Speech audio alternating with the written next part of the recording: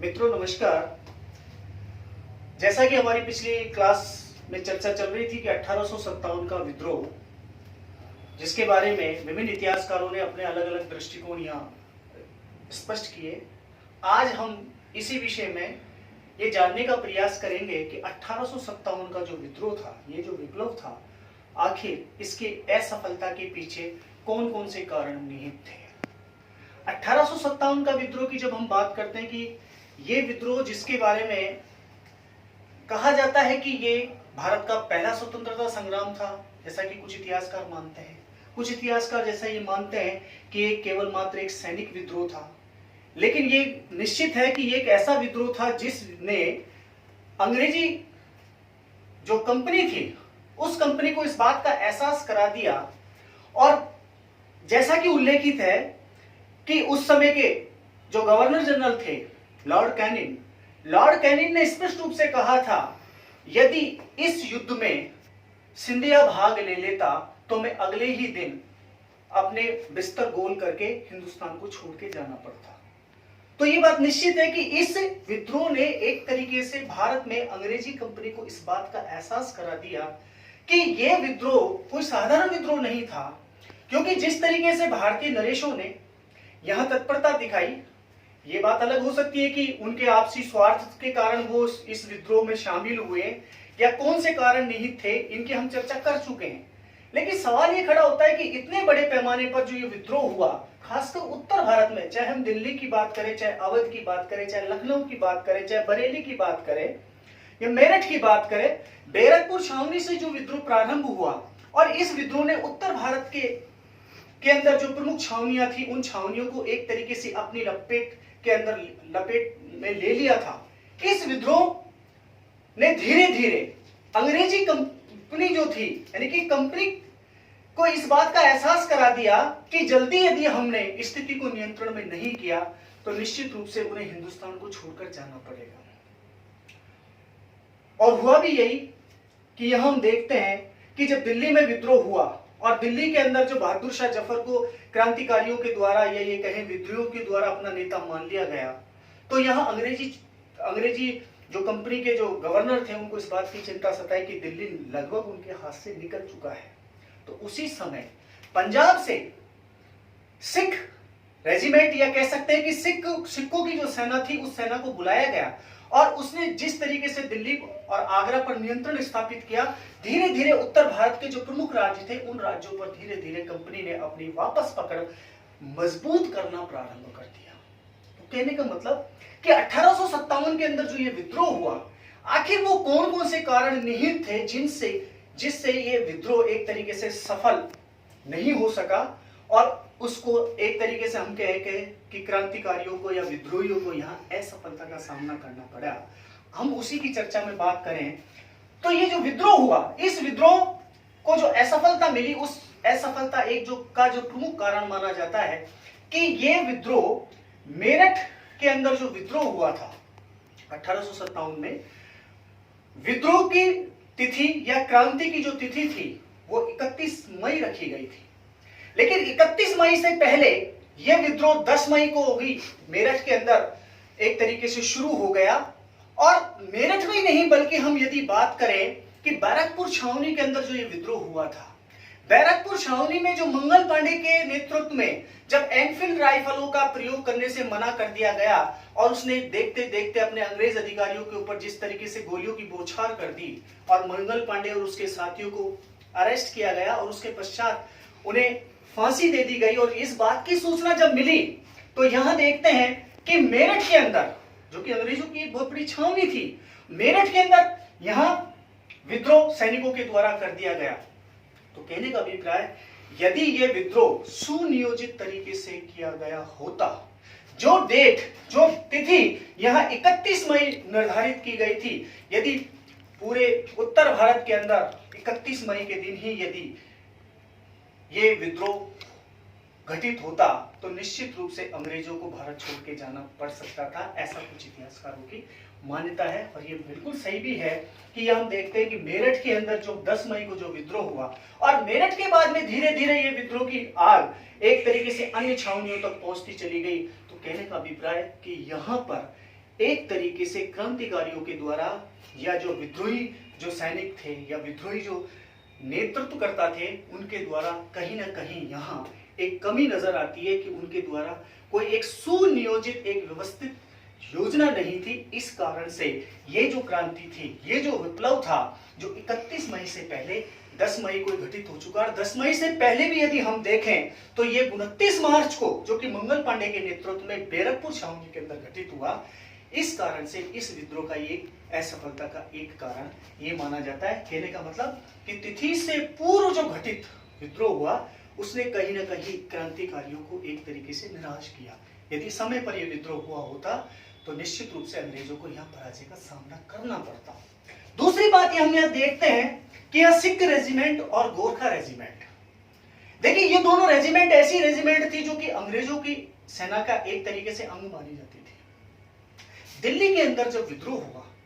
और दिल्ली के अंदर विद्रोह और आसपास के क्षेत्रों में जब विद्रोह घटित हो रहा था, या मेरठ की बात हम करें तो यहां पर अंग्रेजी कंपनी के द्वारा यहां पंजाब से सेना बुलाई गई और पंजाब से जो सेना आई खासकर वो सिख रेजिमेंट थी, या कहे कि सिखों की ये सेना थी। और सिख यदि उस समय चाहते तो निश्चित रूप से वो अंग्रेजों के विरुद्ध बगावत कर सकते थे, लेकिन कहा जाता है कि उसी समय कुछ इतिहासकार ये मानते हैं कि एक अफवाह ये फैला दी गई कि ये वही मुस्लिम शासक हैं जिन्होंने सिखों के गुरु तेग बहादुर सिंह का वध किया और उन्हीं की सहायता करने के लिए जा रहे हैं। तो कहीं ना कहीं यहां पर सिखों ने एक मुस्लिम राजा अर्थात यहां बहादुर शाह जफर, जिसे क्रांति का नेतृत्वकर्ता मान लिया गया था, यहां उनका साथ देने का निर्णय सिख रेजिमेंट के द्वारा या सिख सेना के द्वारा नहीं किया गया, बल्कि सिखों ने यहां विद्रोह को दबाने की कोशिश की। इसी प्रकार की बात यदि हम करें तो गोरखा रेजिमेंट के द्वारा भी यही किया गया। चाहे हम गोरखा रेजिमेंट बिहार उसके आसपास के क्षेत्रों में जो विद्रोह की चिंगारी उठी, उस विद्रोह को दबाने में या गोरखा रेजिमेंट के द्वारा भी कार्य किया गया। इसलिए कहा जाता है, दूसरा कारण यह भी माना गया है कि बंगाल की जिस सेना ने जिस तरीके से पंजाब के अंदर जब विलय किया गया, पंजाब राज्य का विलय कंपनी राज्य के अंदर विलय किया गया, तो कहीं ना कहीं जो पंजाब की जो सेना थी, सिखों की जो सेना थी, वो बंगाल की सेना से नाराज थी। इसलिए वो इस युद्ध में भाग एक तरीके से अंग्रेजों का साथ देना चाहते थे, भारतीय नरेशों का साथ यहाँ नहीं देना चाहते थे। इसलिए कहा जाता है कि सिखों के द्वारा और गोरखा रेजिमेंट के द्वारा, यानी कि गोरखा जो सेना थी उनके द्वारा जो अंग्रेजों का साथ दिया गया,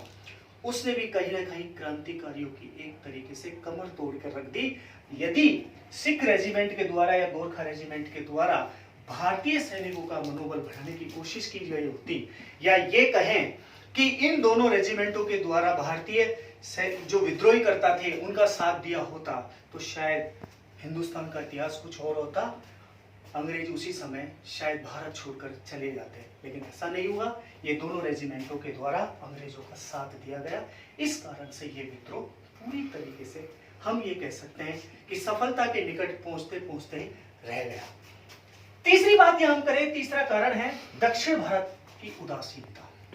देखिए, एक तरफ यहां हम जब देखते हैं कि जो क्रांति की जो चिंगारी बैरकपुर छावनी से भड़की और बैरकपुर छावनी से बढ़ती हुई ये उत्तर भारत के प्रमुख राज्यों के तक पहुंच गई और उन छावनियों तक पहुंच गई, और उत्तर भारत एक तरीके से पूरा अंग्रेजी हुकूमत के विरुद्ध, ब्रिटिश कंपनी के विरुद्ध यहाँ एक तरीके से युद्ध कर रहा था। उसी समय हम देखें तो दक्षिण भारत के जो राज्य थे वो राज्यों की यहाँ उदासीनता स्पष्ट रूप से नजर आती है, क्योंकि दक्षिण भारत के अंदर यहाँ कोई प्रतिक्रिया नजर नहीं आती। दक्षिण के राज्य अंग्रेजों के एक तरीके से समर्थक बने रहे, मूक दर्शक बनकर के देख रहे थे सारा हाल,